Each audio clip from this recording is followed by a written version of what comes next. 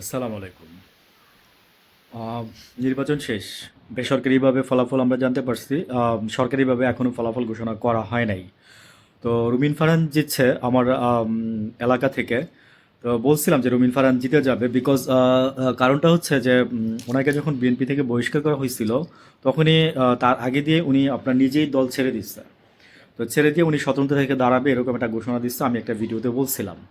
তো আমি তখনই বলছিলাম যে দেখেন রুমিন ফারহান জিতে যাবে এবার, বিকজ মানে মানুষ আসলে কি জানেন যে ইমোশনকে খুব বেশি প্রায়োরিটি দেয়।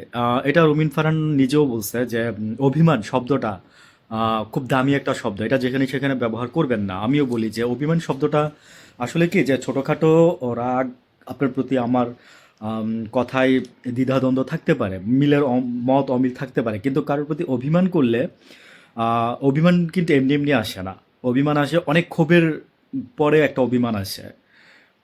তো অভিমান শব্দটা আসলেই অনেক বেশি মানে প্রায়োরিটি পায় সব কিছুর ক্ষেত্রে। তো এত ছোট করে দেখবেন না। তো আমিও ওনার সাথে বলতেছি যে অভিমান শব্দটা যে এত ছোট না, এটার মানে ব্যাপকতা অনেক বেশি। ব্যাখ্যার ব্যাপকতা অনেক বেশি। তো উনি জিতছে।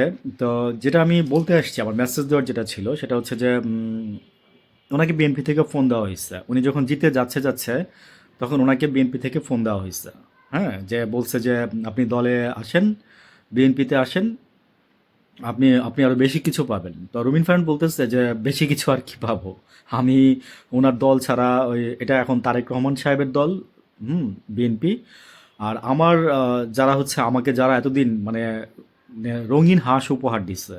হ্যাঁ, মানুষ হাঁসে জীবিত হাঁসকে রং দিয়ে তাকে নিয়ে গিফট করা হয়েছে, এবং রুমিন ফারহান নাকি ছোটবেলা থেকে হাঁস পছন্দ করতো। এটা সে বলছে, হাতে হাঁসে হাঁসে হাঁসের সাথে তার খুনসুটি ছিল। এনিওয়েজ, হাঁস মোনার মার্কা, হাঁস সংসদে এবার যাচ্ছে আর কি। তো উনি বলছিল যে আমার হাসি দেবের দান খেয়ে দিবে। তো মেসেজ দেওয়ার যেটা ছিল সেটার একটু আংশিক বলছি, আর একটু বাকিটা বলে শেষ করে দিচ্ছি।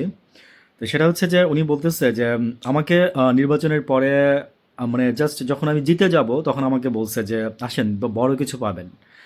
তো বলতে মানে কি রবীন ফারহান বলতেছে যে আমি মানে এমপি হইছি, না হয় মন্ত্রিত্ব দিবে আমাকে, আর কি বড় কিছু দিবে। তো আমি যাব না, কারণ বিকজ হচ্ছে ওই যে উনি বলছে যে ওনার যে অভিমান আছে ভিতরে, আমি বলছিলাম যে এই অভিমানের কারণেই দেখবেন যে মানুষ ওনাকে ভোট দিবে, এবং হয়েছেও কিন্তু তাই।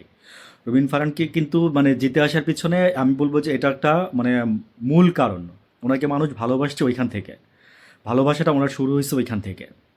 তো উনি পরেও উনি শুভেচ্ছার জন্য অনেক ফোন পাইছে, বাট উনি কোনো ফোনই রিসিভ করে নাই। তো যাই হোক, উনি ওনার নিজের মতো করে রাজনীতি করবে, নিজের মতো করে সংসদে যাবে।